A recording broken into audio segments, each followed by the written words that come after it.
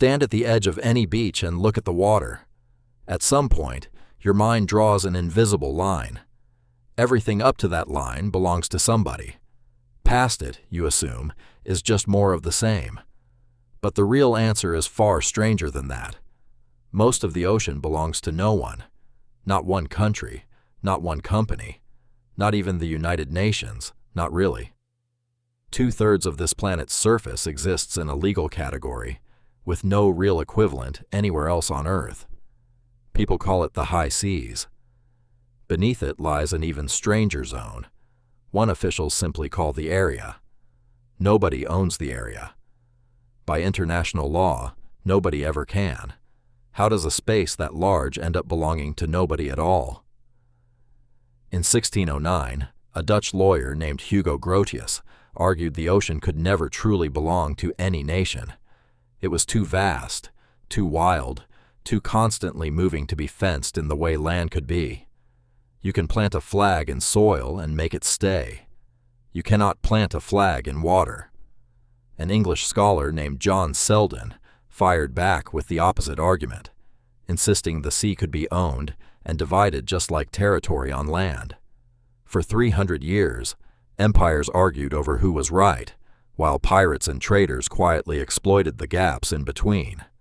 Then, in 1967, one man changed the entire conversation. His name was Arvid Pardo, a diplomat from the tiny island nation of Malta. Pardo warned the United Nations that new technology was about to make it possible to mine the deep ocean floor, and that without new rules, the richest nations would simply claim it for themselves. Instead, he proposed something almost no one had suggested before. The deep seabed, he argued, should belong to everyone on Earth equally. He called it the common heritage of mankind. It took 15 years, but in 1982, the United Nations agreed. A treaty called UNCLOS carved the ocean into zones. Coastal nations got a strip of water near their shore. Everything beyond that, and everything on the seabed under international waters, became legally unowned, legally unownable. Which raises an obvious question. If nobody owns it, what's actually down there? For most of history, nobody knew. The deep seabed was assumed to be a lifeless desert, too dark, too cold, too crushed by pressure for anything to survive. Even today, scientists have mapped more of the surface of Mars than they have the floor of Earth's own ocean. Then, in 1977, a team led by geologist Robert Ballard took a submersible down to a ridge near the Galapagos Islands, expecting bare rock. Instead, they found entire ecosystems clustered around towering vents of superheated water, thriving without a single ray of sunlight. Giant tube worms, blind crabs, an entire food chain running on chemistry instead of light. The unowned zone wasn't empty. It may be one of the strangest environments on the planet, and it had been sitting there the whole time, unwatched. Here's where it gets uncomfortable.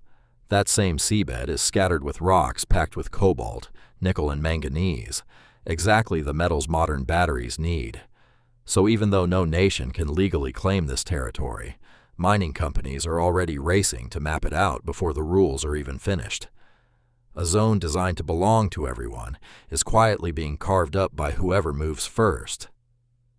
Does that sound familiar? It should. Because you're already living inside a version of this same story. Think about the last time you agreed to an app's terms without reading them. In that moment, a company gained access to your location, your habits, your face, your voice. Nobody owns that information the way a country owns land. It exists in a gray zone nobody designed on purpose, vast, unmapped, and quietly claimed piece by whoever gets there first. You assumed someone was in charge of the ocean. There often isn't, not really. You probably assume someone is in charge of the space where your own data lives.